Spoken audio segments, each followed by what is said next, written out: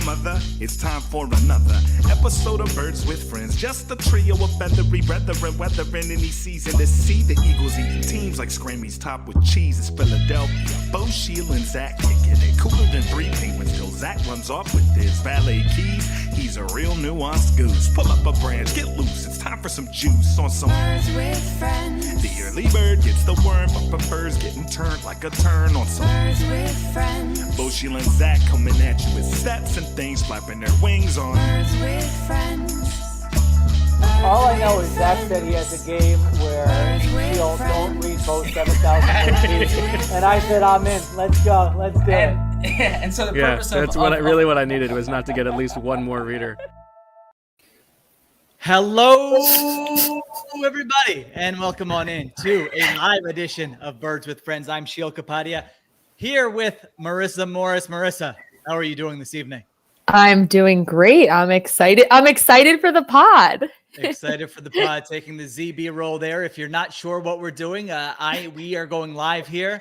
We will wait for Zach and Bo to finish up with their player interviews, and then we will talk to them. But let's be honest, this will probably be the best part of the podcast. The Eagles go down 28-22. Somehow they cover the spread. So not only do they lose the game in mostly a very boring game, but then if you took the other side, like I did in my picks column, you lost that as well. All right. So what do we take away from this game? I mean, really, for 3 quarters, this was boring. This was nonsense. You had 5 drives in the middle of this game where you go 3 and out or throw an interception. I mean, this is 2021. You cannot play offensive football this way. And that really is my big takeaway. This team has no offensive identity.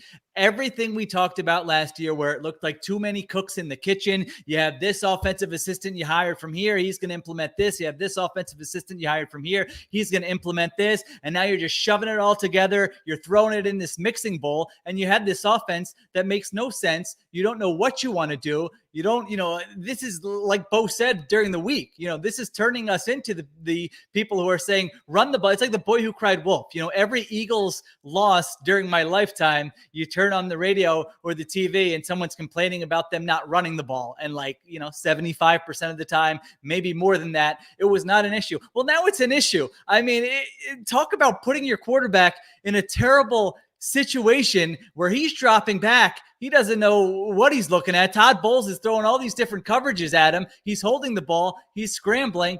And you don't run the football at all. And I'm not saying hand it to Miles Sanders and run the ball into the middle of the line 30 times a game. Nobody wants to do that. They did start the game with I don't know if it was a zone read or what. I don't know if you saw that, Marissa. Someone said they must have listened to Birds with Friends where they actually called a run to Hurts. And it was like the ugliest run you could imagine. I think it wasn't a run. It wasn't a running back though. So correct. It doesn't count for that. Swooper. Yeah. For Swooper. Listen, we're for all those keeping score at home. Yeah. And we know there's lots of you. Don't worry. We will get to all of that. I'm sure as soon as Bo signs on, that will be the first thing we get to. We'll let him get to that. Yeah, that's not how I didn't win this week. So I'm not going to start the show with any super forecasting. So it's just, it lacks creativity. It lacks cohesion. I mean, so many offenses in the NFL, you can point to it and you can say, all right, this is what they want to do. Marissa's Cleveland Browns. I mean, it's very simple what they want to do. They want to run the football. They want to marry the run and the pass. They want it to look the same. And when they're not running it, it's play action, it's bootlegs, it's pushing the ball downfield.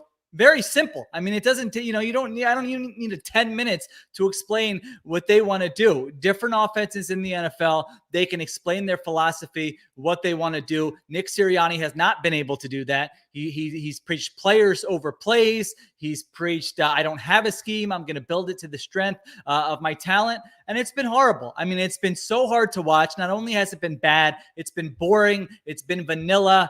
And so that really is my big takeaway. They weren't going to beat the Bucs. No one expected them to beat the Tampa Bay Buccaneers. That's not the issue here. The issue is you've had 6 games this season, and in 3 of those games in the first half, you've had 5 first downs or fewer. I mean, for a lot of teams, 5 first downs is like the opening possession. 5 first downs in the first half. Them and the Jets are the only teams who have had 5 first downs or fewer in the first half of multiple games this season. Yeah, you know, I must be like the common denominator in that. You know, your two podcasts. Well, Yeah. I thought you were gonna. When I see you, I think Browns. You're related to all these different teams. You do the Jets Yeah. podcast. We know Yeah. about Marissa's Panthers. We know Yeah. about Marissa's Titans. And I was gonna say, no, the Browns on their opening drive, I imagine multiple times this year have had at least 5 first downs. So maybe you are the common denominator in your podcast interest. So that's my big takeaway. You know, I was ready to go on this big rant before they made a little bit of a comeback there and really just look at the events of the last 10 months. And you know what? Why not go ahead and do this? Maybe not everything applies, but like you look at the events of the last 10 months, they're disorganized at the end of last season. They don't know whether they want to fire Doug Peterson or not. He does the press conference after the season. Then they decide they want to fire him. They're late to get into the hiring cycle. Nick Sirianni's on vacation. I mean, he's not expecting to get any calls to be a head coach. They say, oh, well, you know what? We have to hire someone. Eventually, we're going to hire Nick Sirianni. On the video that they post on the team website, the owner is not telling Nick Sirianni, we've been very impressed, with what you've done. He's saying, we're excited about the coach you can become. I mean, we all saw that right away. And man, does that ring true when you look at where they are right now. I mean, he does not look like somebody who is ready to call plays, manage games, and all of those things. I will give him credit. The culture seems fine. The team plays hard. They fight till the end. There hasn't been any infighting or anything like that yet. So that part has seemed to resonate. But just you have an owner here in Jeffrey Lurie who believes correctly that the best way to sustain success in the NFL is to build an efficient, explosive offense. And man, you look at them compared to so many teams in the NFL right now, and it is just glaring how far away they are from being an efficient, explosive offense. We actually have a question that kind of fits with what you're talking about. So this is from Justin in the chat. Sheil, when do we start thinking that the front office coaches don't want to build an offense around Hurts' skill set? They almost seem disinterested in even trying it.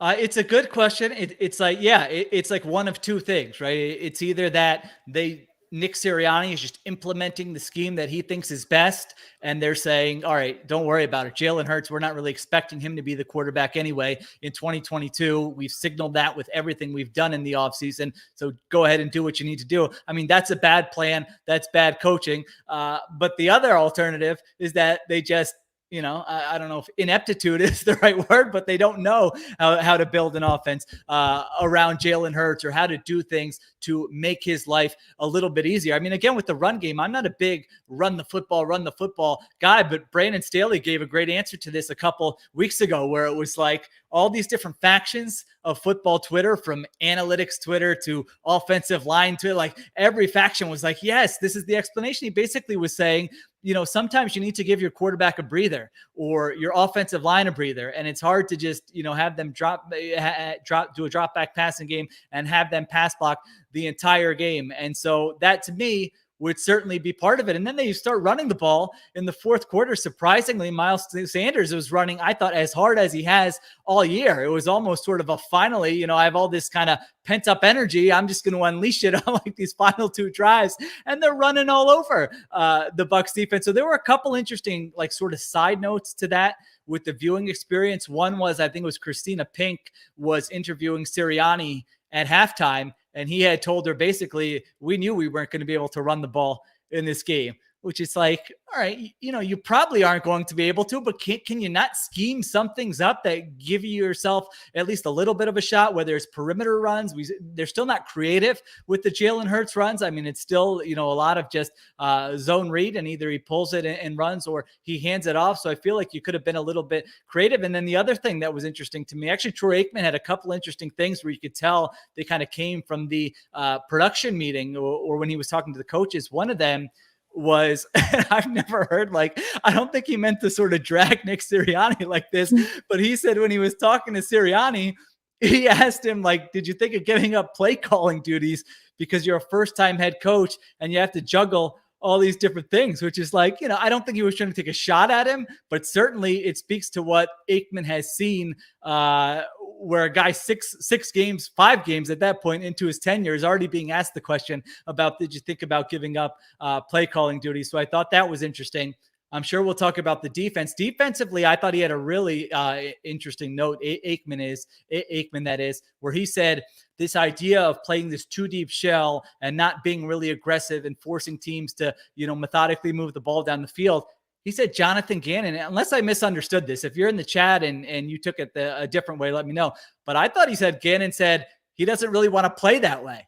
Like he's sort of forced into playing that way, whether it's because of personnel or whatever, how the head coach wants to play. I don't know. But I thought that was really interesting, where I thought that is how Gannon wanted to play. And that's how he was going to do it from the get-go. So those were a couple things that caught my attention. But just to finish my rant earlier, it's like they were disorganized with the coaching thing. They're very sensitive to the idea that they're influencing how a head coach coaches, how much input they're giving him. And you just don't have this culture where it's like, hey, ideally it would be, hey, the head coach needs some help right now. How can we help him?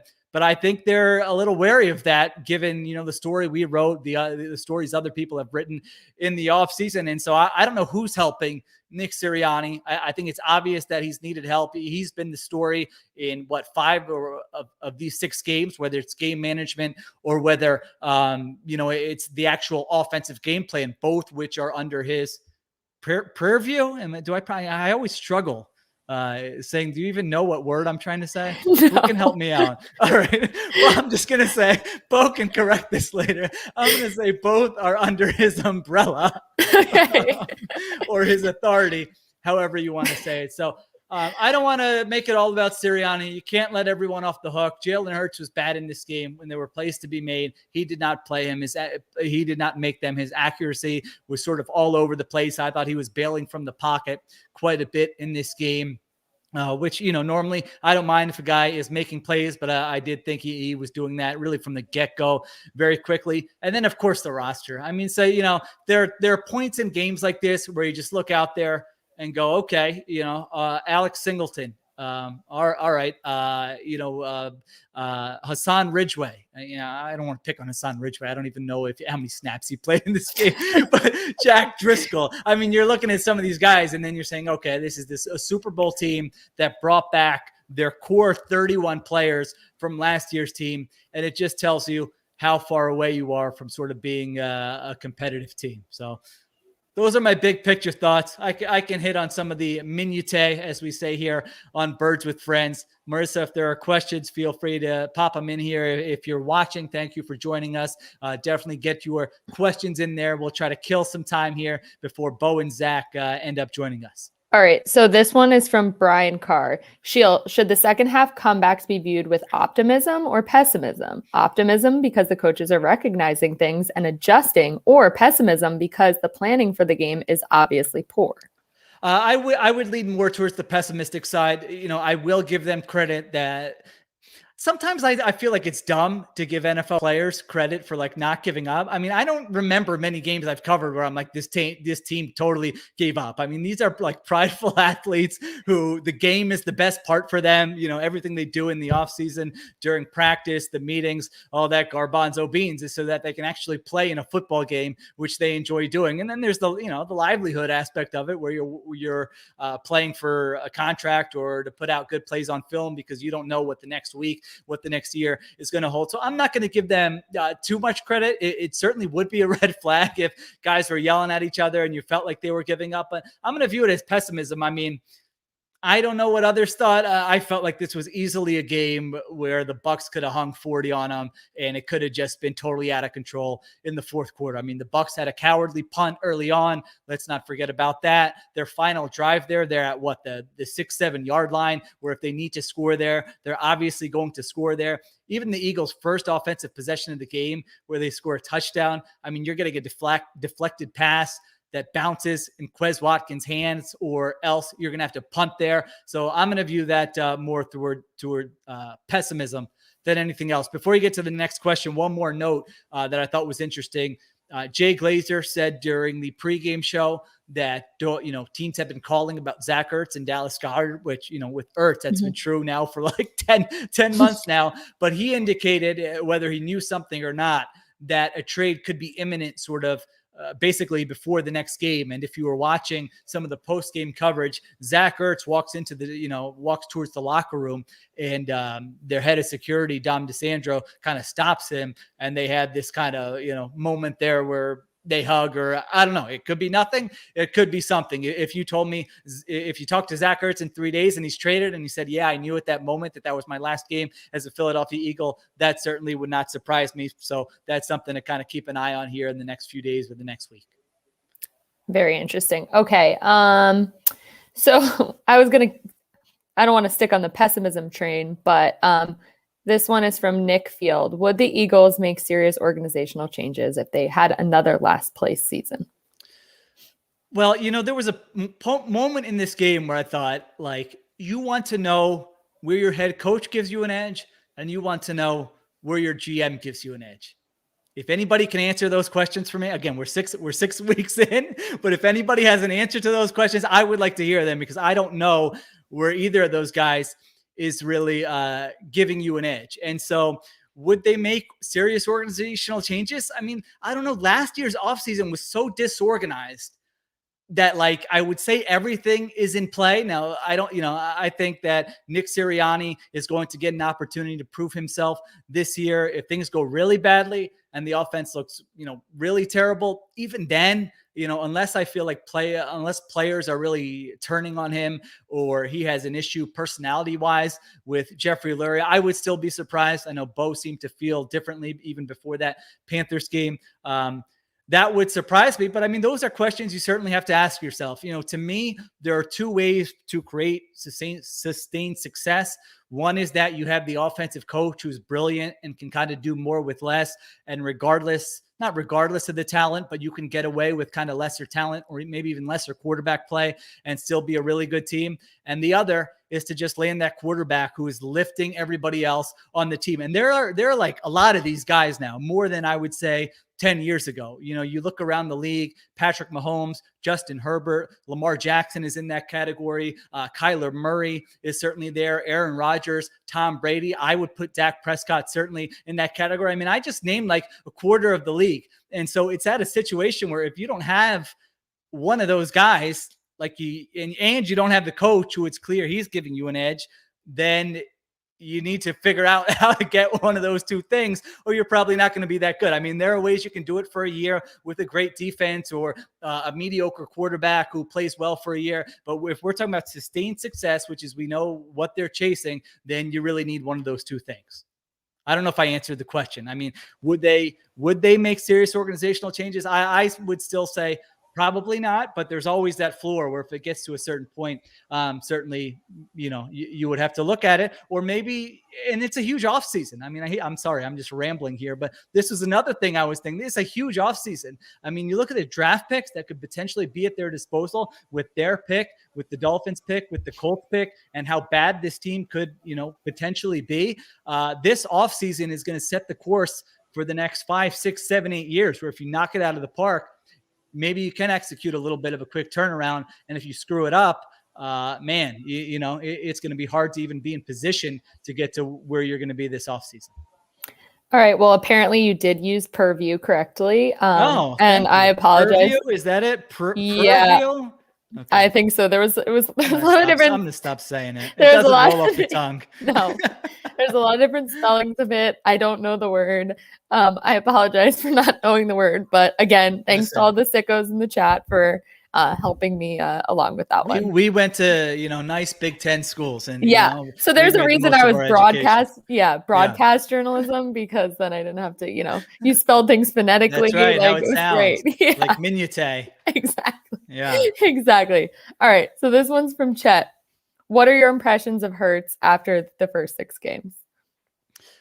Today, I thought this was probably his worst game. I mean, if you're asking me, do I feel like he has the ceiling to be in that category of the quarterbacks I just mentioned? No, I don't. If you told me, hey, pick whoever your favorite offensive coach is, Andy Reid, Sean Payton, McVay, whoever you want to pick, whoever you really believe in, and you said, hey, he was with a better supporting cast and a more creative coach, could he be like a top 12 quarterback in a given season? I would say I wouldn't rule that out. He hasn't played like that certainly this year, but he's still young. And so I wouldn't totally rule that out. But if you're the Eagles, like, I don't know where that really gets you. So I don't want to bury the guy. Like, his intangibles that you heard about actually seem true. Like, he doesn't pout. We saw Carson Wentz a lot of times have games like this where it was like the fourth quarter and you were just like, all right, the game is over. They're just not going to dig themselves out of this hole. I think he's really mentally tough where he can forget about the last drive, the last play.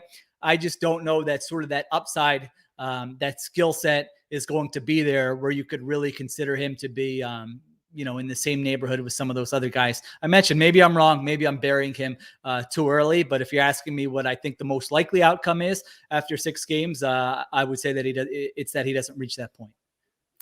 All right, let's bring a little positivity to this. Okay. Well, if we can. Sheil, is there any positives to take away after these first 6 games? Dig deep, Sheil. Oh my gosh. I guess you could kind of look at this defensive performance and say it ended on a strong. I personally don't feel that it was like this great, encouraging defensive performance, because I just feel like if the Bucs really had to score, and granted they were in a spot where they needed to score, so maybe that's unfair, and they had a turnover on downs, and you were only 6 points down. So I'll give the defense some credit there, but.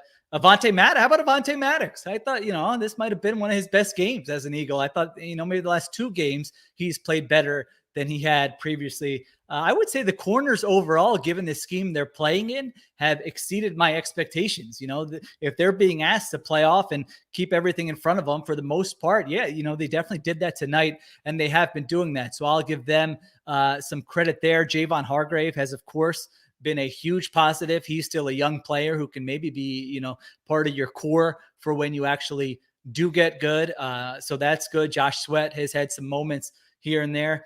I don't know. Honestly, it just feels like a stale, vanilla, boring franchise. If I know I was supposed to be positive on this, but that's like one of the notes I had down. It's just that's what it feels like to me. Like, it's hard to find those little morsels to really get you excited. And I do like to look for those, because I don't like to just be a Debbie Downer the whole time, because I do believe that part of the fan experience, it's not all about winning Super Bowls. It's about, hey, did I waste those 3 hours, or did I not waste those 3 hours on a Thursday or a Sunday? And I guess at the end of this, you could say, all right, they gave me something to look at, but for the most part through 6 games, you come away from these games just like, oh God, that was kind of a bore. And that was the issue last year. And you felt like this year it would be a more creative way to lose games and a more fun way to lose games.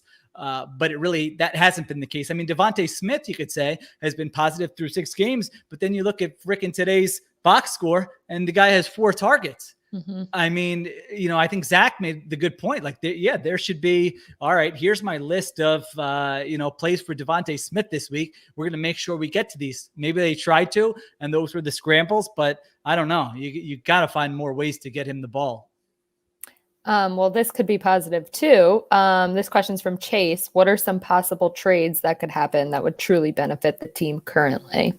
So I guess, who could they trade away and get picks in return, or, who could they bring in? Yeah, I don't know that there's anybody you would really bring in unless somebody's just giving up on a young player on a rookie contract and you're saying, all right, we'll swap 7th round picks for you, stuff like that, which sure, you should always be exploring those options. In terms of guys who could get traded away, I would imagine Zach Ertz would be at the top of the list. What do you think they could get for Ertz in the current state? Not to put you on the spot here at 12:22 a.m. Maybe like a day 3 pick swap, Okay. Maybe it's like you give up a 6th and you get a 5th back, something like that. I don't know that you're going to get anything more than that for Zach Ertz. He's looked fine. He has certainly not on film looked like a dynamic tight end who's going to go in and really help a team. Maybe it's a conditional pick where if he plays a certain amount of snaps or has a certain amount of catches, but I don't know. That's what I would think. Either it's a late round pick, a 6th or a 7th, or it's one of those weird conditional ones where you're essentially just doing a pick swap where you get to move up on day 3.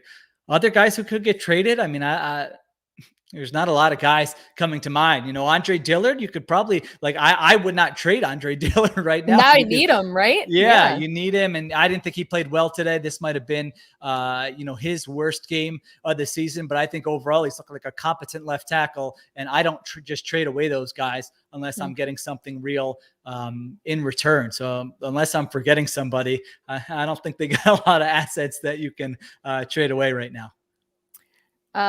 So this is not really a question, but there's a lot of comments about this in the chat. Let's get to it. They're bringing up old friend Doug Peterson. Okay. How would you compare what Sirianni has done so far, and should they have really made the move to get rid of Doug Peterson? People are saying bring back Doug. Okay. No, I don't think keeping Doug really would have been the answer unless you had a real plan for, how you were going to, the team sucked last year. I mean, really, right. they were a disaster. So I don't think that was really the answer. I was fine with them moving on from Doug Peterson, but it is a funny question to ask comparing, because they look a lot like last year's Eagles offensively. Right. I mean, honestly, it really looks like I wrote down they had a third down. It's just isolation route, Devontae Smith one-on-one down the left sideline. I mean, how often did we talk about that last year, where it's like, this is all that where is like the 3-man route concept? Where is, if you're getting man coverage, when they try to run those pick plays, they screw them up most of the time. But where is the creativity on that? Where is some of the creativity in the run game with Jalen Hurts? So like a lot of the issues you saw last year with Doug Peterson offensively, you're seeing the same stuff with Nick Sirianni, where I'm sure if you're an Eagles fan, and I'm sure if you're Jeffrey Lurie, you're watching these other games and it just looks, these other offenses look so attractive to you. You're just like, oh, give me that. I want some of that. Oh, that looks fun. The announcer's just, gassing up the play caller or the quarterback. And then you're coming to watch what you're watching with this team. So I didn't have an issue with them making that move with Peterson. I have an issue with the way it went down because they had no plan. They thought they were bringing him back. He does the press conference, like I said earlier. Then they fire him. Then they're late in the hiring cycle. Then they, settle is probably not a nice word. I'm not trying to be disrespectful to Nick Sirianni, but certainly they weren't out there with, hey, let's get, the guys we want right away to come in and interview. So I don't know. That's how I would sort of answer that question. All right. Well, we will continue to answer more of your questions while we wait for Bo and Zach to join us. But hey, we gotta get to our ad break. So we'll be right back. Send your questions in, and Sheil will continue to answer them after the break. This podcast is sponsored by BetterHelp Online Therapy. Check out BetterHelp.com/BWF. Life is full of stressors. It doesn't matter who you are or what you have. Life is probably stressful. It could be a relationship that you're in. It could be a busy time at work. It could be your kids or your family. You may not be feeling down and out and depressed or like you're at a total loss, but if your stress is high, your temper is shorter than usual, or even if you're starting to feel strain in any of your relationships, you could probably use a chance to unload the stress and just get it out. Talk to someone completely unbiased about your life, someone who's not going to judge you or take sides on anything. When there are things you can't tell anyone or feel like you can't unload the family or friends and you need to unload it, that's what therapy can be. BetterHelp is customized online therapy that offers video, phone, and even live chat sessions with your therapist, so you don't have to see anyone on camera if you don't want to. It's much more affordable than in-person therapy, and you can start communicating with your therapist in under 48 hours. Unload the stressors and get some unbiased feedback. You'd be pretty surprised at what you might gain from it. See if it's for you. This podcast is sponsored by BetterHelp, and Birds with Friends listeners get 10% off their first month at betterhelp.com/BWF. That's BetterHelp.com/BWF. With today's low interest rates, it's a great time to refinance your student loans. Earnest offers low-rate student loan refinancing, and you can check your rate risk-free in just 2 minutes. With Earnest, you get radically flexible payments, and you can pick your loan term. By refinancing, you can reduce your loan term, save money, or combine multiple loans into a simple monthly payment. And if you have questions, you can even talk to a real live human at Earnest for help. Isn't it time you stopped feeling overwhelmed by your student debt? Earnest is offering our listeners a $100 cash bonus. Refinance your student debt at earnest.com/birds. Terms and conditions apply. Now Earnest is giving our listeners a $100 bonus. Refinance your student loans at earnest.com/birds. Terms and conditions apply. Once again, you get a $100 cash bonus when you visit earnest.com/birds to refinance your student loan. Not available in all states. Terms and conditions apply. Earnest Student Loan Refinancing made by Earnest Operations LLC, NMLS number 1204917, California Financing Law, license number 6054788, 535 Mission Street, San Francisco, California, 94105. Visit earnest.com/licenses for a full list of licenses. Now, Marissa, if we get a call like tomorrow from, some sports talk radio station saying we caught that post-game show, we really enjoyed that was outstanding. We're going to offer you large sums of money. Would we do it? I mean, Bo, the hurt, I think Zach could handle it. Zach is more of a professional. He would say, go do you. But I mean, it would really hurt Bo's feelings, I think. Yeah. And I mean, like I showed you before, I had all these tweets during the game of like the swooper swordcasting stuff. How could I leave Bo's fun in games? Listen, I don't know. I get such a kick out of that. So that would be really hard. Although people are really enjoying what we've done so far. So yeah, I mean, as you know, I'm team CTC. So we know I have a price. I've never, disguised that at all. So, I can't say I wouldn't do that. Feelings are feelings. People will get over them. Maybe. I can like text Bo some like turkey emojis once a week if that were to happen. Yeah. So maybe the suits are even watching us right now. Oh, so. That's true. That would be good. Yeah, we'll see. Now I do have a couple notes here that I'll just run through from the game. Okay. And we'll get back to some of these questions. The Bucs' first touchdown drive. I mean, it's, I've been in the stands at Eagles games, and anyone who's been in the stands, game you care about, where like the opponent just goes right down the field and scores a touch, a game you're like pumped for. This is a night game, I'm sure. Oh, I've been at a lot of games. Yeah, I understand. It's so deflating, you're just so deflating. And I had a moment where, longtime listeners will remember that we joked about Bo's cackle in the press box. You're not supposed to cheer in the press box, but what Bo will do is when there's a really bad play, he'll let out this like big laugh and everybody will look at him and you're like, it was funny, but he doesn't apologize for it. But that was the reaction I had in this room to that first touchdown when Ryan Kerrigan tried to jump and knock that. I mean, I don't know what was going on. I mean, listen, I'm team CTC. I was going to say maybe you should just consider, calling it a career, but go ahead, cash those checks. I have no ups, but I don't know if there's one NFL player I might be able to match in a vertical. It seemed like Ryan Kerrigan there. I thought that was that was just a funny looking play, and I wonder if Bo cackled there in the press box when he saw that. Miles Sanders had a personal foul early on, which they didn't show a replay of. I don't know what the deal was with that. It was after the third down catch, I think, right? I think so. Yes. Yeah. Or Ertz had a play in between, but something like that. They didn't show a replay, but I was wondering if Bo was giving Miles Sanders like the Zach Derek Barnett treatment for that one, personal foul. Can't be having that. Now they had the Jannard Avery taunt at the end of the game. I think Zach had a pretty harsh tweet about that. I didn't see it. It was so tame. I mean, he made a tackle and he basically stood up close to Leonard Fournette, and Leonard Fournette hops up. And so then they're but like they weren't ready to fight. Like Leonard Fournette did a shrug. It was actually a funny reaction from Leonard Fournette. He's like, "Who is this guy? And why is he standing over me right now?" But like that was it. I mean, there was no chance of that escalating into something else. They throw the flag on Jannard Avery. I mean, I think people know how I feel about taunting. It's ridiculous. So I'm not going to kill Jannard Avery on that. I really don't think there was anything there where like he needed to control his emotions. I really don't think he did anything there. The Eagles' first touchdown drive, as I said, that was certainly a bit fluky. I thought one thing about this defense All right, I'm going to go into the national reporter mode that you guys made fun of in the summer. You were putting turkeys on or whatever. But when I went to Ravens camp and talked to John Harbaugh, did I do that correctly?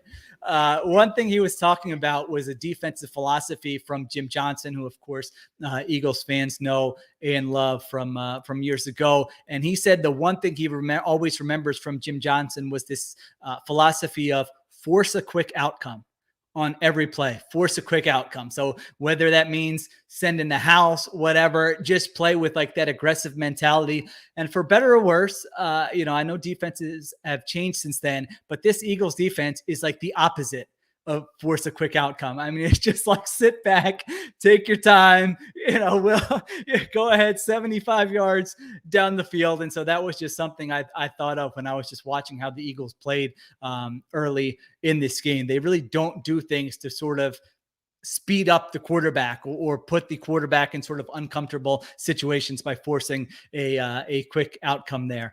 I thought it was terrible game management by the Bucs when they called that timeout it was 4th and 1. They waste a timeout and then they punt.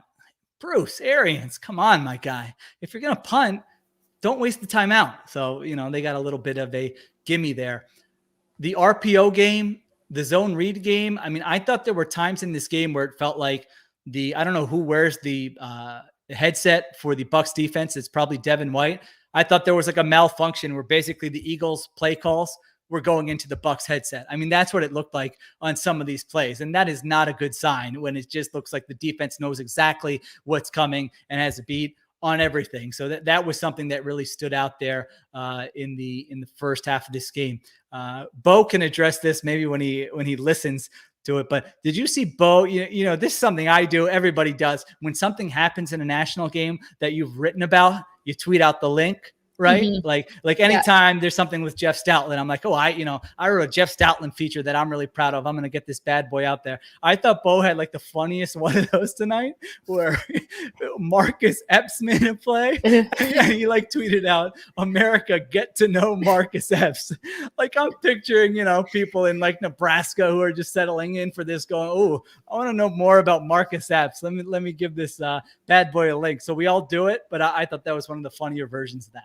As soon as I heard his name, I was like, oh, I'm sure all this goes same thing. Like, what is Bo thinking right now? Bo's probably very excited. I know. We need to get them back in the locker room for more. I mean, that content will really save a season like this. A little fashion question for you, and then maybe we'll take a break and get to some of these questions because I'm going.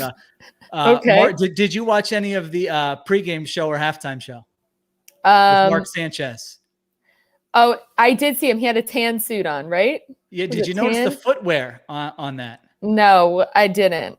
I was actually editing the Athletic Football Show, so I had it on. You're much busier than I am. But I had it on, but I wasn't like closely paying attention. What was he wearing? Sneakers? Well, my wife was in here with me, so we were looking at that, and she just sort of ripped his entire outfit. And I said, the jacket, the pants, that was fine. It was one of those where you're not wearing a suit, but sort of it's nice pants that match the jacket. So I thought that was but he was wearing, these like dressy type sneakers. You know what I'm talking about? Yeah. Like you're not just wearing Nikes.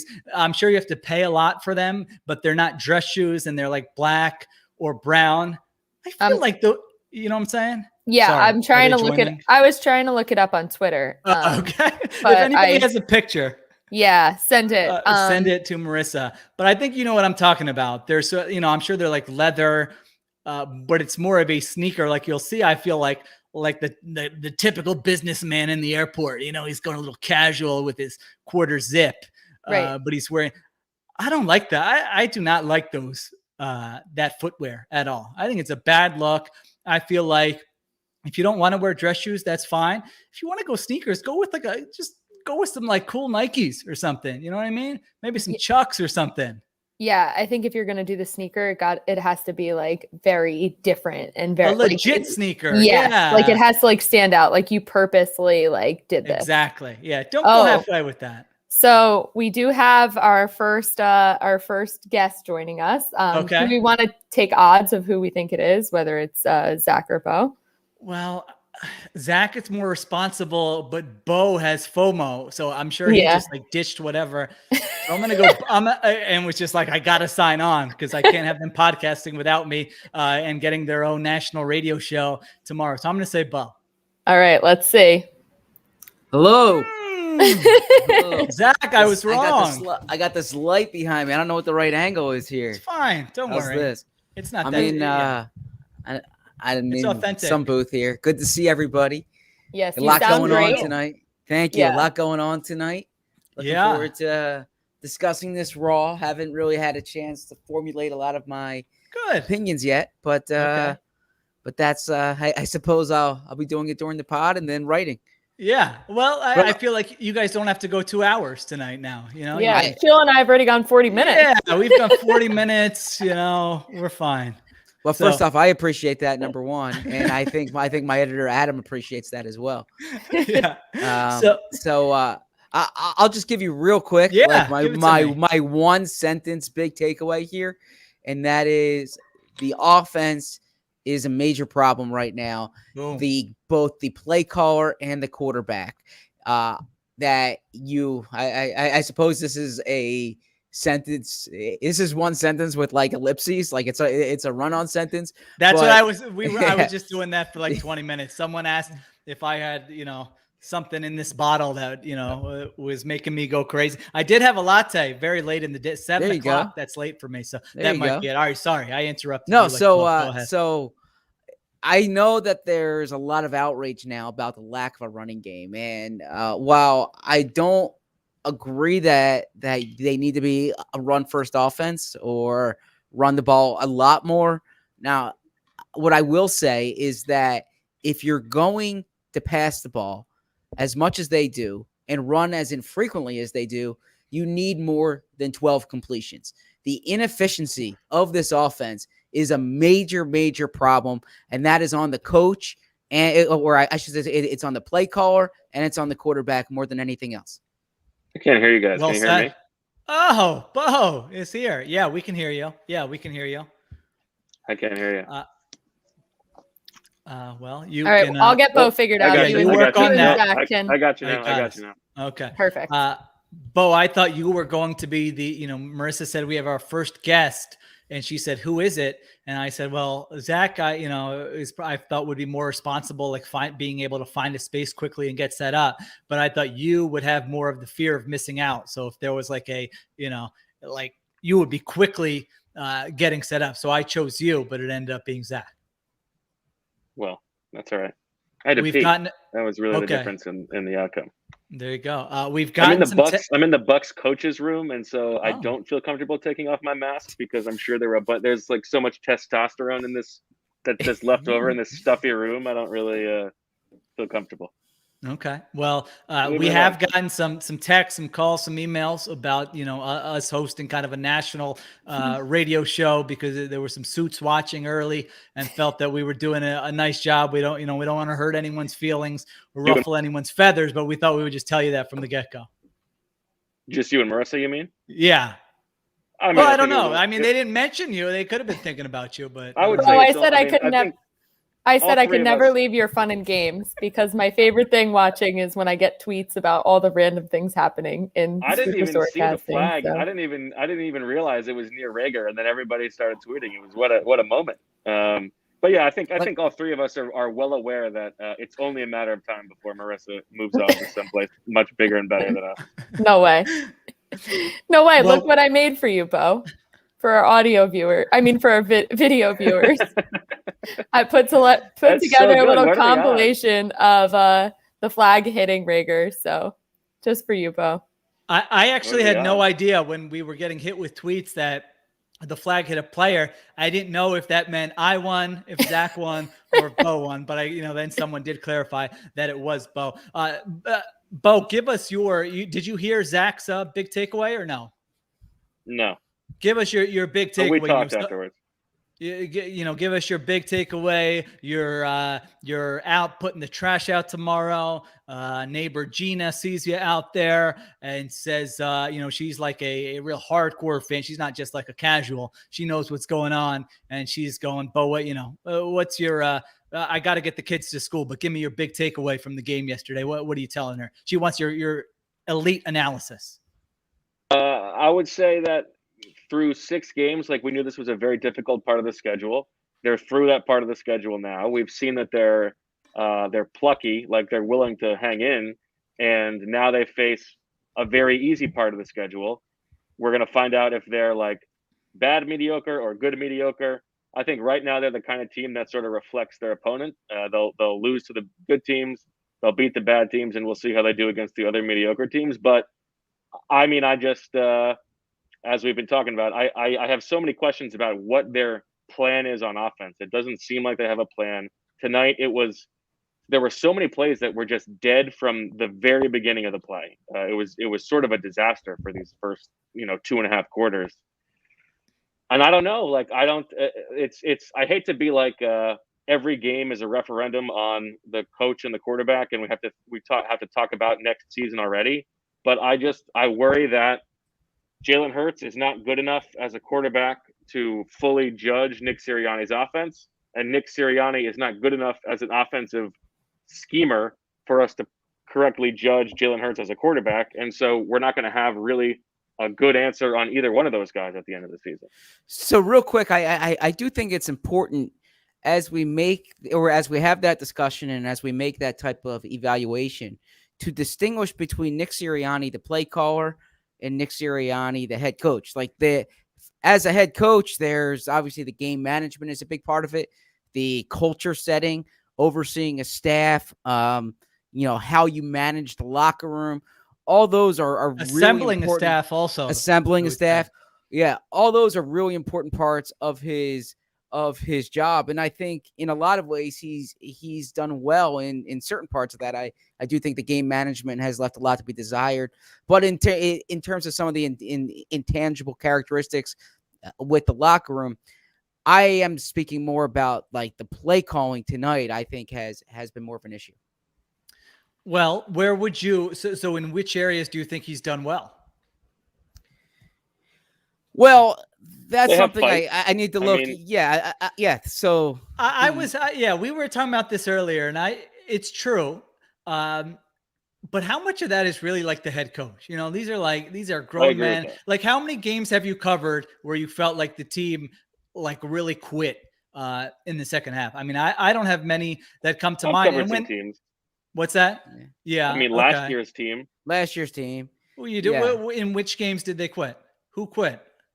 It's hard to, to me, it's just like, I don't want to say quit. I just think like players start checking out, that kind of thing. Yeah. I mean, I think a lot of it just comes down to like the individual player's personality. I think Jalen Hurts, and I was critical of him before you came on, and I'm sure you guys can want to get into that too. But like, I think he's a mentally tough guy. Like, I think that's the one thing that might be his like elite trait, that he can go 3 and out on 4 straight possessions and throw an interception. And he does have that ability to just kind of throw it out the window and try to get his teammates fired up and say, hey, we're going to go ahead and score right now. So, I'm not saying that's nothing from Sirianni. That's good. It can go the other way. You can be a train wreck. You can have infighting. You can have that stuff early on. But you're right. It's the least alpha over, or delta rather, over like what you would get from a replacement head coach. Like, and that especially should be 6 games it should be table stakes. Yeah. Right. Yeah. I mean, maybe at the end of the season. So I'm with you guys. My big takeaway was with the offense. I mean, and I don't know that I agree with you, Bo, that you can't like judge either guy. I mean, maybe you can just judge both of them and be like, it doesn't look great for either of them. I mean, from Sirianni, there's nothing you see schematically. It's what Zach pointed to last week, which he's just running his, if he were the coach of the Colts right now, or last year with Phillip Rivers, he's basically doing that with Jalen Hurts. There's nothing creative. There's nothing where you say, wow, they really helped him out here. And with Hurts, my point was, to have sustained success, I think you need one of two things. One is the great schemer and play caller who can maybe do a little more with less, where you have a little bit of a mediocre or above average quarterback, and the offense still looks really good because the play calling and maybe the supporting cast is so good. We haven't seen that from Sirianni. And the other is you just have the quarterback who can lift everybody else up. And I rattled off like a quarter of the league right now. I mean, has a guy like that. It's more than, it's not just the days of it's Manning and Brady and maybe Rodgers or whatever. Like, I do think it's more than that now. And maybe Hurts will get there.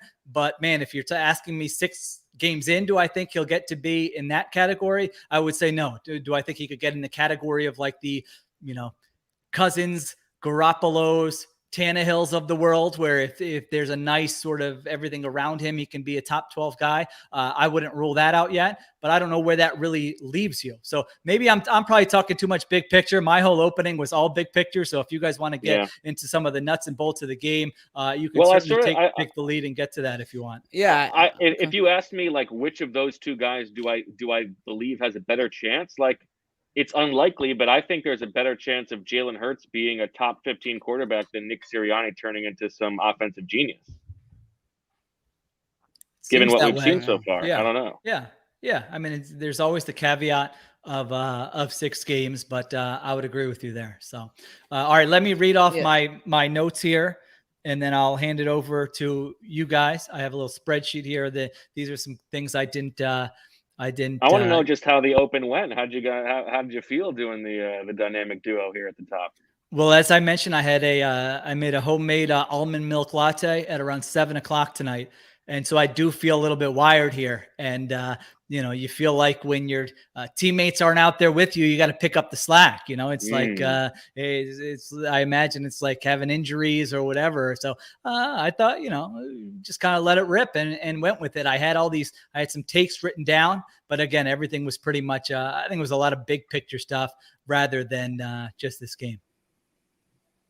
I think I got to most of my notes. Okay. I mean, I thought the defense was good tonight. I mean, they did more than really. Well, yeah, you're right. Good is overstating it, but if you told me that this was going to be the performance, say they scored a touchdown at the end of the game, it would have been 35 instead of 28. But like in the first half, for them to get 3 stops, and I mean, it was the offense's fault. They only scored 7 points. That should have been a much closer game to getting 3 stops on 6 drives against this Bucks offense. I don't know. Yeah, like I would just say because I don't think the defense was good per se. Yeah, but I'm overstating it. But if you said going into the game that they would force 3 punts, have an interception, and stop them on 4th down, I think you would take that, right? Considering what this offense was, 28 points. I think you would take that. Probably took their foot off the gas in the second half. Yeah, I mean, they could have scored. They obviously would have scored on the last drive. That's 35. They had the cowardly punt there. Still you get credit for that. So, I mean, I think we have the defense nailed pretty well, where when it's going to be a mediocre, below average opponent, they have a chance to really look good. And especially below average offensive lines, they have a chance to dominate. And against good opponents, you're sort of crossing, Bo, you tweeted that, right? Cross your fingers and hope for the best or whatever. Right. I mean, that's what it felt like. It's like, maybe we'll get a penalty or a negative play or whatever. So how about the biggest play of the game, that 3rd and 7 on the final drive? They played dime for the first snap all season long. Yeah, so let's give some background to our list. Yeah, so we'll give some background here on that play. 3rd and 7, gotta have it, right? You force them off the field on that play. I assume the Bucks would punt it, unless they picked up like 5 or 6 yards. But that play in particular, the Eagles double-teamed Antonio Brown. They had it in that they knew based on the numbers, and Antonio Brown was the guy on 3rd down to throw to. And they had a double-team with Rodney McLeod, Marcus Epps. They were in dime, like Bo said. And Rodney McLeod thought that they had good coverage. It was just a great pass by Brady. Now Brady, that was just rolled out. Brady rolled out. You don't usually see Brady rolling out. Brady rolled out on that play. So maybe the pressure wasn't. I have to go back and watch it, but it was the type of thing where he put it in a perfect spot for Brown to make that play. Well, yeah, it's actually weird because I thought that too initially, and then they showed the replay, and it actually was It could have been a better pass. Basically, he threw it a little bit behind him, where okay. if Marcus Epps' hand was just like, I don't know if it was above or below, but he was very close to I agree that he had excellent coverage on that. I was wondering if it was that cover one robber coverage where Epps has Brown, but if he runs like a crosser like that, McLeod's got to, I mean, McLeod did stumble a little bit there. So didn't look like he was a factor there really in the play. So the throw was a little bit behind him, but it just happened to get past Epps' hand. So that was kind of like a bit of an unlucky play, but certainly a huge play right there. But on that drive, look, I don't want to belabor this, and I know that there's probably listeners who say it was a cheap penalty,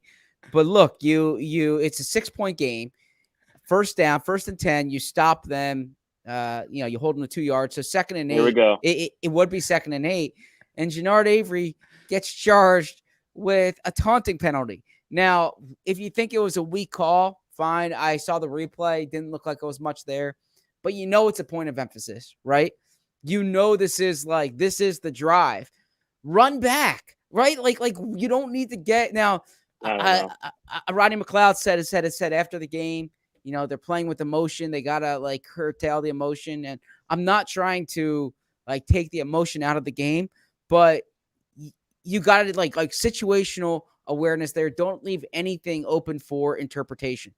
And by the way, you held him to 2 yards. It's not like you forced a fumble. You don't need to get into Leonard Fournette's face, right? Well, that was the funny part about this. If you're listening in podcast form, listen, we're going to repeat stuff. This is our first time doing it, so I'm going to repeat some of my takes. But we knew you were going to be upset about that one, Zach. Okay. Yeah.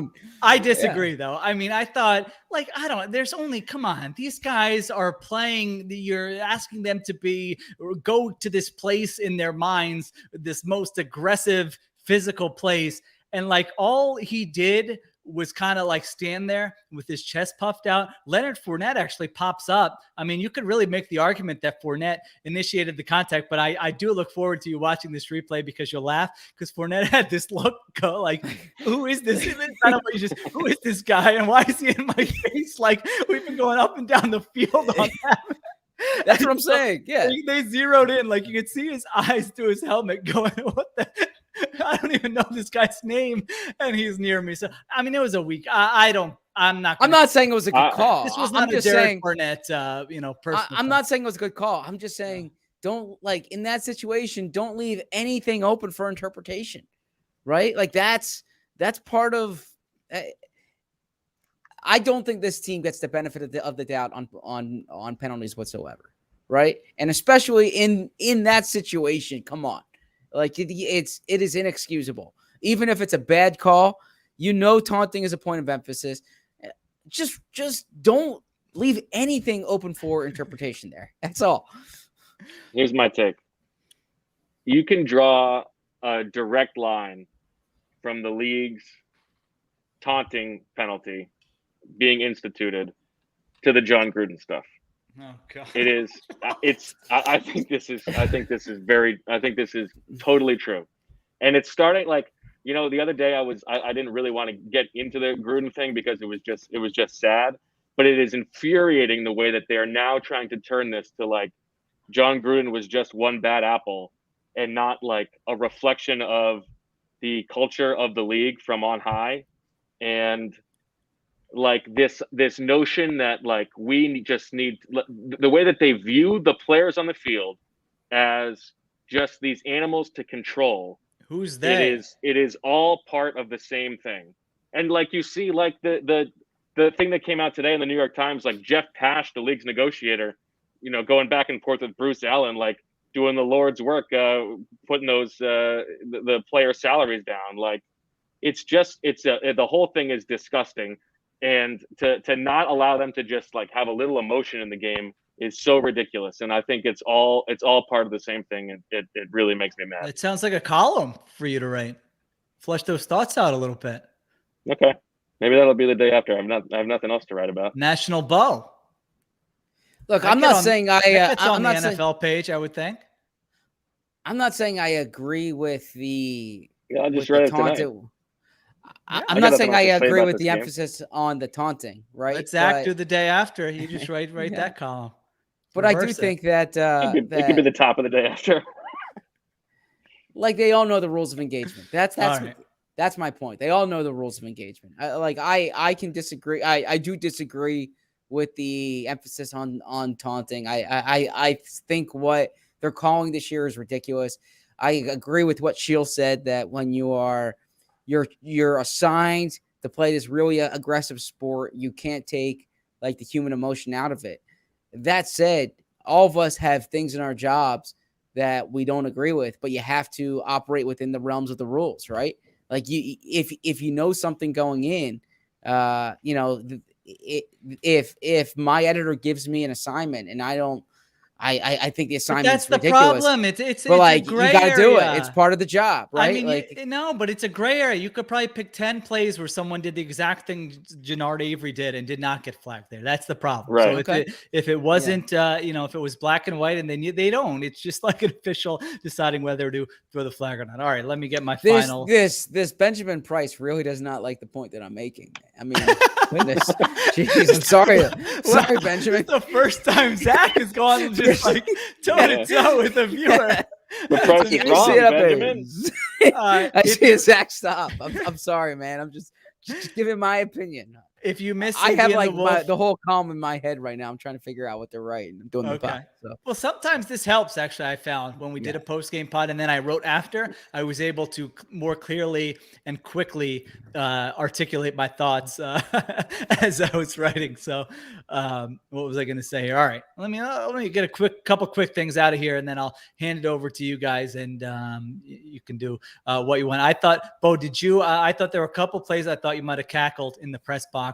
Zach, you can either confirm or I know one of them. One was the Ryan Kerrigan jump attempt on the first touchdown. Did Bo let out a big laugh there? I didn't, but I should have. Okay, internally maybe. The other one, I don't think you laughed at this one in the moment, but maybe when you watch the replay, when Anthony Harris had the interception and he lateraled it to Darius Slay. Most of the time in that situation, the defensive player is like so excited to get the ball. And like, sometimes they're just flying down the field and you're like, oh my God, they might not be holding the ball correctly. I felt like Darius Slay was like, what the hell, man? I don't want this thing. He danced around in a circle. I don't know if he even gained a yard on that. No, it's Slay's mind. In Slay's mind. Slay's like, wait. I don't get credit for the interception, but I have to get tackled. Like, this is the worst, you know? Yes. He's like, bro, what are you doing right now? I don't want this football. I don't want to get tackled here. Yeah, exactly. Yeah. Exactly. So I thought that was pretty funny. One, I think it was Christina Pink said there was some frustration with defensive players on the sideline around halftime. I don't know, something to keep an eye on when you watch it back. If you watch, they ended the first half with 5 3 and outs and an interception. Yeah. There's not frustration. These guys don't care. So there better have been frustration. Okay. All right. Vita Vea had a nice highlight there with the Miles Sanders run in the third quarter. Did you guys catch the replay of that one? Oh, big, strong, powerful man. Sideline. Yeah. No. Yeah. Oh, it was like a run up the middle, and Sanders had some room, but then he just ran into Vita Vea, who almost picked him up like I would do with Leela, and just placed him like 3 yards back. So a fun guy to watch. You guys probably missed this because you didn't listen to the broadcast. Troy Aikman said that when he was talking to Nick Sirianni this week, he asked him if he's thought about not calling the plays on offense. Really? Yeah. And he wasn't say. He wasn't saying it in a mean way as it came across. He was basically like, it's hard to be the head coach, a first-time head coach, do everything else and call the plays. And he's like, so I asked Nick this week about that. And he said, no, that's not something he's considered. We might be a week away from asking. It was somebody asking Nick that, though. Can you guys not hear me? Maybe a day away. No, we can. A day away. Yeah, maybe. Yeah. I just think the likelihood is that Shane Steichen is not going to be bringing any more to the table. 100% agree with that. Yeah. Okay. The back-to-back run plays in the third quarter that brought out the big cheer from the crowd. That was the moment of the night for me. That was a great moment. I thought the crowd was great. I mean, This is as I described earlier, this is a stale, vanilla, boring franchise to me, and that's been the biggest disappointment with this season so far. But the crowd was into it in the fourth quarter. Other than the guy, I'll tell you what, when I used to go to games, and if there was a ball thrown to a guy in an Eagles jersey and it was meant for somebody in the other team's jersey, they would not be handing that person the ball. I don't know if you guys saw that or not. I saw Fournette throw it. Yeah. That would not happen, but that did happen. All right. Should they try this maybe to fix their offense? Tell Jalen Hurts every play is a 2-point conversion. I mean, he's unbelievable on 2-point conversions. That's true. You guys don't really like that one. And if anybody has this clip, let's turn this into a GIF or something. I did have the TV on as I was watching the Sirianni post game, and I saw a guy, he looked like he might have valeted some cars back in the day, just busting it behind John Clark. I got worried to go to that post-game press conference. I got worried that was on to camera. I didn't see anybody yell ZB and the Wulf in that moment, and you weren't on camera long. It might have been less than a second. I hope not. I was sprinting. Yeah, you were moving fast right behind John Clark. So if anybody wants on a bike? No, so I file something at the buzzer or at the end of the game for our for our readers. It's not the most perfectly crafted article, but it's just what happens. You can comment, you can engage, that kind of thing. And so I wrap it up like a few minutes after the game, and then I had to catch the elevator and run down. And I'm always worried that Sirianni's going to start, so I go on the all-out sprint. Now I'm not a big runner, okay? It's when you have the mask on, and the reason I'm not wearing a mask now is I'm in a room. There's no one in this room, but I wore the mask all night. When you're sprinting with the mask, it's hard to get the oxygen you need there, right? Am I wrong?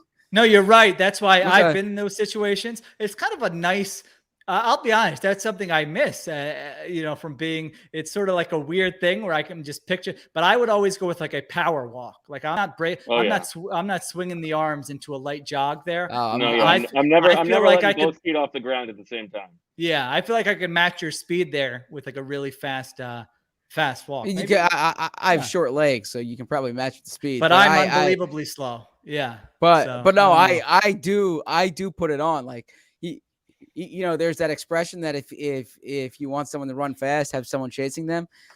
If you want a reporter to run fast, have a press conference for them to get to, man. Because I'm busting it in that spot. Okay. Hey Zach, you didn't happen to do the news headline answer, did you? Oh no, I did not. Sorry, I came right in here. One of us can do that after.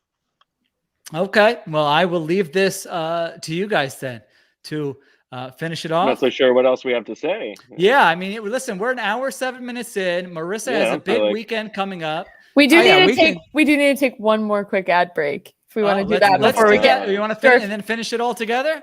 Yeah. Okay, let's do that. All right. Okay. There's big news from my favorite home security company, Simply Safe.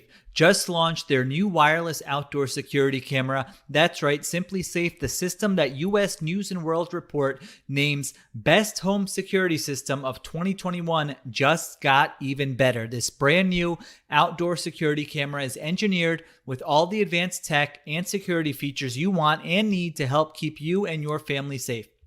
It has an ultra-wide 140-degree field of view so you can keep watch over your entire yard. It has 1080p HD resolution with an 8x zoom. That means you can zoom in and clearly see things like faces and license plates to capture critical evidence. It has a built-in spotlight with color night vision so you can keep an eye on what's going on day and night. It's super simple to set up and usually just takes minutes. And it has easy to remove rechargeable battery so it doesn't need an outlet and can go anywhere on your property. This camera has it all and it integrates with your Simply Safe home security system, extending its protection to the outside. Together it means every door, window, and room are protected, and now your property will be too. To learn more about the exciting new Simply Safe wireless outdoor security camera, visit simplysafe.com/athletic. What's more, Simply Safe is celebrating this new camera by offering 20% off your entire new system and your first month of monitoring service free when you enroll in interactive monitoring. Again, that's simplysafe.com/athletic. Look, no one's perfect. Even the best baseball players strike out with bases loaded. The best golfers sometimes three-putt with the tournament on the line. So if you feel like you come up short in the bedroom sometimes, it's perfectly okay. But if it's bothering you, there are options. Go to GetRoman.com/BWF now. With Roman, you can get free online evaluation and ongoing care for ED, all from the comfort and privacy of your home. A U.S. licensed healthcare professional will work with you to find the best treatment plan. If medication is appropriate, it ships to you free with 2-day shipping. The whole process is straightforward and discreet. And getting started is simple. Just go to GetRoman.com/BWF and complete an online visit. Take care of your ED without leaving home. Complete an online visit today to connect with a U.S. licensed healthcare professional and take care of it. Go to GetRoman.com/BWF now to get $15 off your first month. Look, there's a straightforward way to take care of your ED. GetRoman.com/BWF. Get started now to save $15 on your first month of treatment. One thing I wanted to ask you about, which I texted you about, this was from Nick Sirianni's press conference.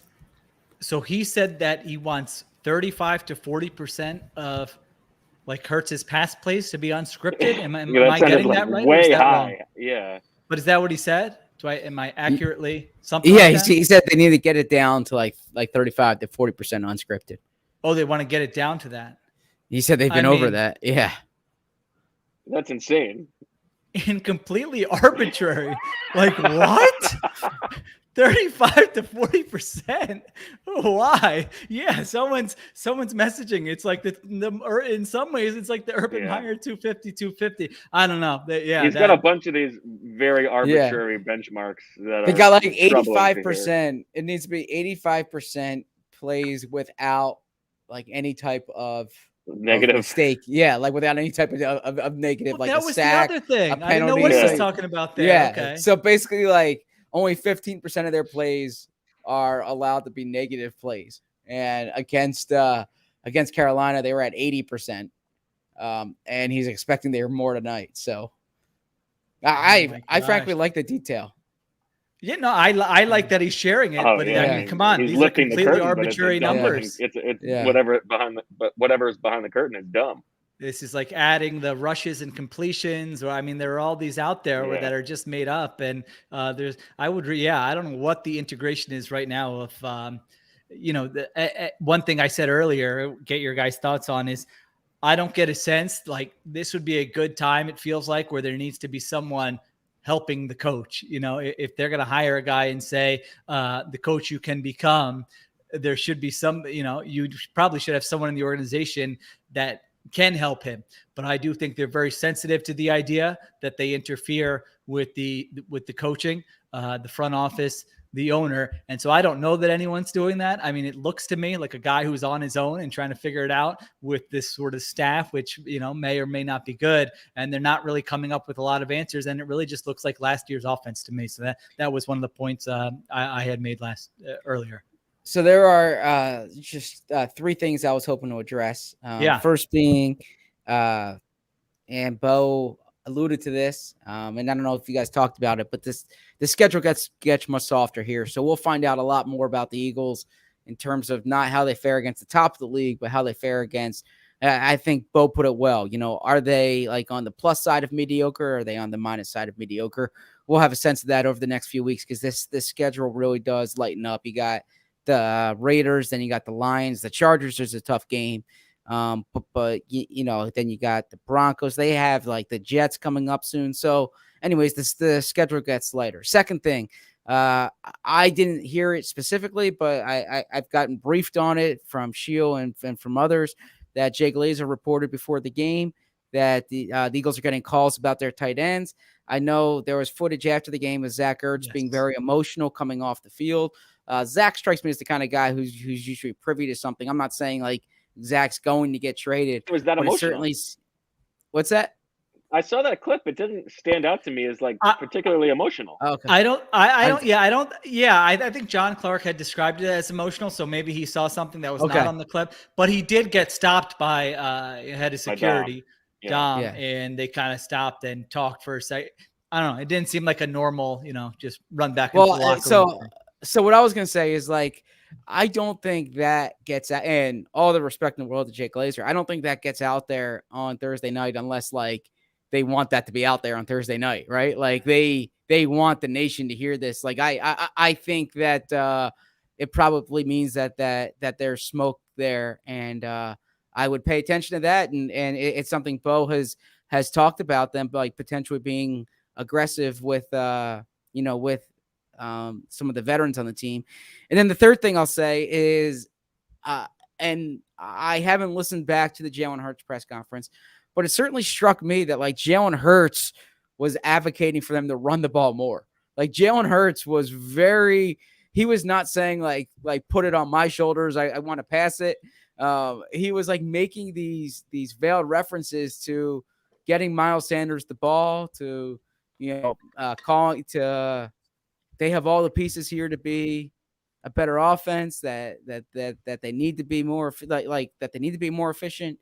I mean, Bo, you were there. I hope I'm not reading too much into it, but it certainly struck me like he wouldn't mind if there were more called running plays. And the one thing I'll say to that before I stop rambling is Nick Sirianni, and I agree with what Nick's probably saying here, is that a lot of these are RPOs, and based on the look the defense is giving them, it's a passing play.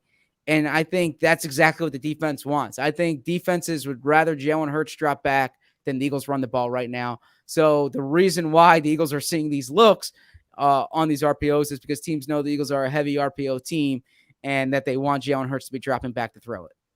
And they know exactly what RPOs are coming. I mean, think about some of the plays you saw today. The Bucs were running the plays for them.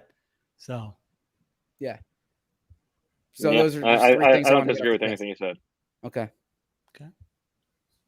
All right. Do you have any other points you want to get off your chest here? Well, I mean, I know we showed the flag hitting the hand, but I think a demonstrative victory in Superstore casting for me, and the Crystal Bald Eagle prediction hits. So a big night really all around. 7. Unbelievable. Dennis, when you listen to this, I hope you can look at yourself in the mirror. All right. And I don't know, what are we should we do an impromptu Superstore casting on Marissa's Bachelorette weekend? No, I don't think that's a good idea.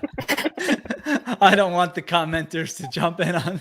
I think let's just let Marissa get the hell out of here as quickly as possible. I think would be a nice gift enough to her. So basically, if there's big Eagles news on like Saturday, Ertz is definitely going to get traded Saturday night for sure. For sure. I'm going to be at dinner and I'm going to be like stressing out. No one's contacting you. I'll do it. No, I wanted to be like minuscule news, and Bo is like, we should really pod about this, and not like the monumental thing, but like something. Coyote Awashika gets protected again. Yeah. If you're looking for more content, of course, ZB and the Wulf this week. We haven't gotten to plug that yet. That's on the Athletics YouTube page. Cover a lot of the big events that happened around the NFL this week. So go ahead and check that out. Click it, give it a thumbs up. I feel like we got to add like a new little wrinkle to ZB and the Wulf next week. Yeah, I don't know what that is, but well, listen, if not enough of our listeners go to the Athletics YouTube page and watch it, we might just bag it all together. So that's right. Numbers got to be good. I'm not afraid to quit stuff. I love quitting.